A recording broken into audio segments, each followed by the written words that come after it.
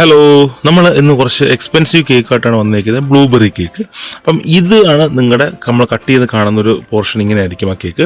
അപ്പം നമ്മുടെ ചേട്ടൻ്റെ മകളുടെ ബർത്ത്ഡേക്ക് വേണ്ടിയിട്ടാണ് ഈ ഒരു കേക്ക് ചെയ്തിരിക്കുന്നത്. പുള്ളി പറഞ്ഞ ഓർഡറും മോഡലും ഇത് തന്നെയായിരുന്നു. പേരൊക്കെ നമ്മൾ അത്യാവശ്യം ചെയ്തിട്ടുണ്ട്.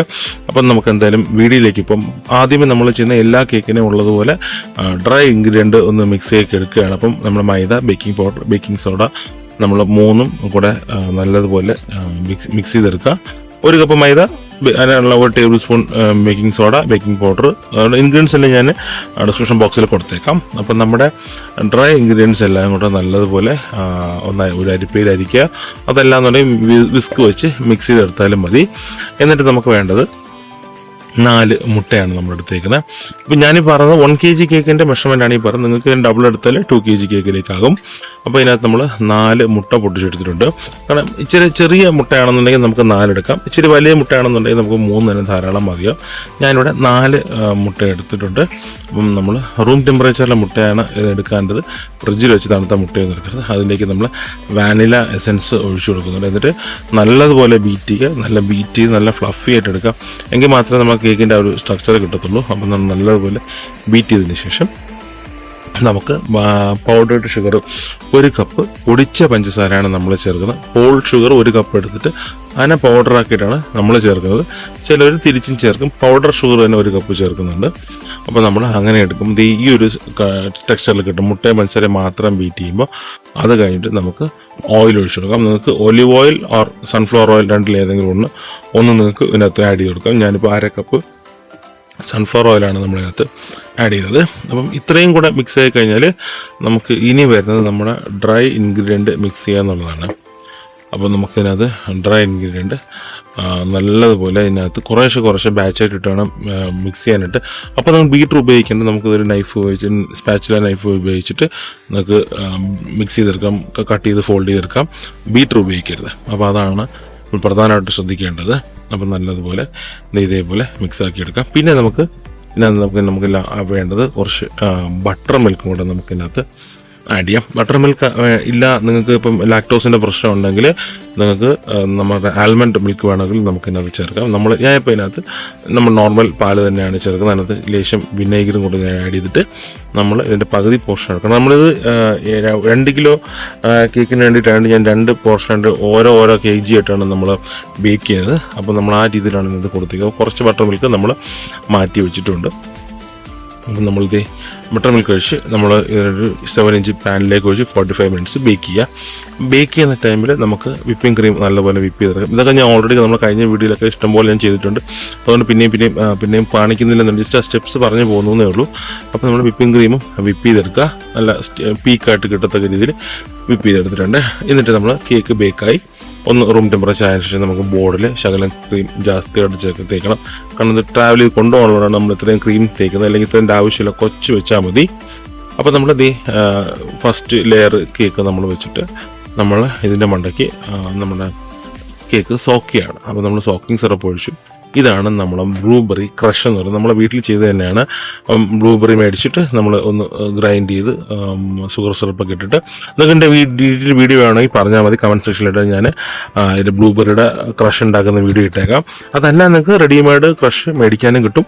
അപ്പം 2 രീതിയിൽ വേണമെങ്കിലും നമുക്ക് ചെയ്യാം. അത് നമ്മൾ ബ്ലൂബെറി ക്രഷ് നമ്മളിതിനകത്ത് എടുത്തിട്ടുണ്ട്. എന്നിട്ട് നമുക്ക് ഈ ഓരോ ഫില്ലിങ്ങിൻ്റെ ഇടയ്ക്ക് നമുക്ക് ക്രഷ് ഒഴിച്ചു കൊടുക്കാം, ബ്ലൂബെറി ക്രഷ് ഒഴിച്ചു കൊടുക്കാം.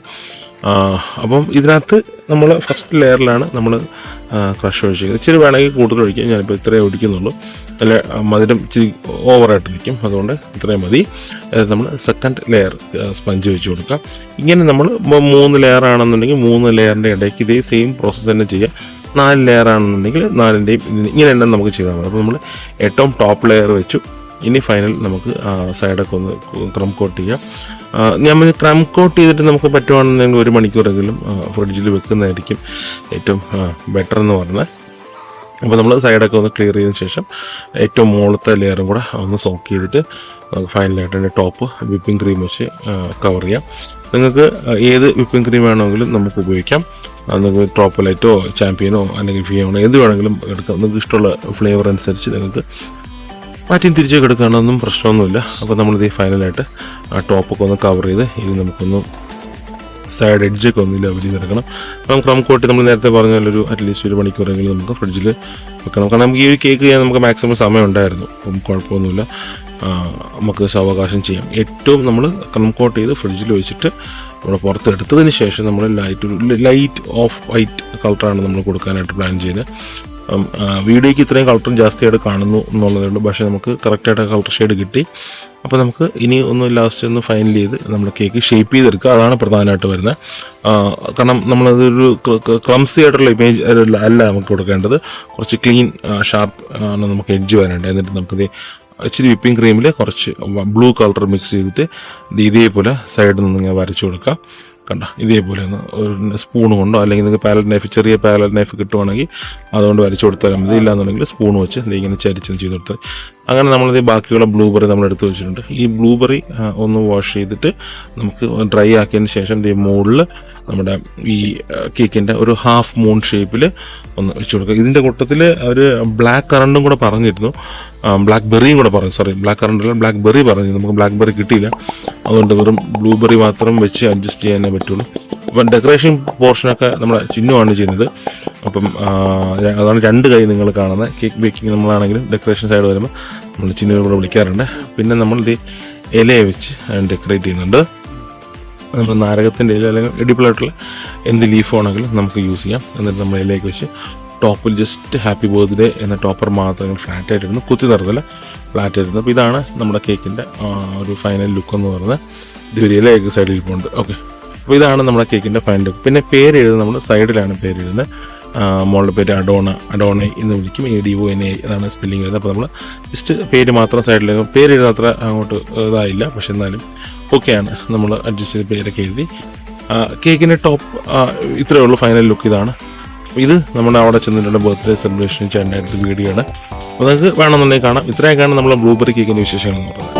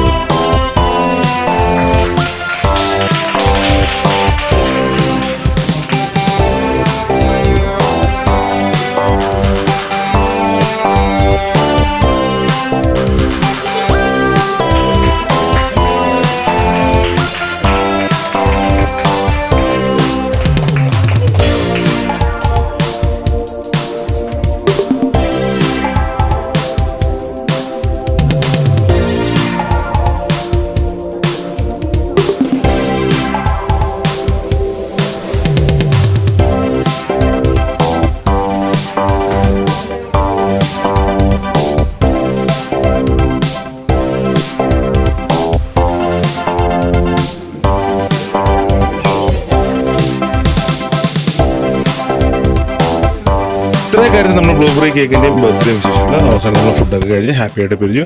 ബാക്കി വിശേഷങ്ങൾ അടുത്ത വീഡിയോയിൽ പറയുന്നത്. Bye friends.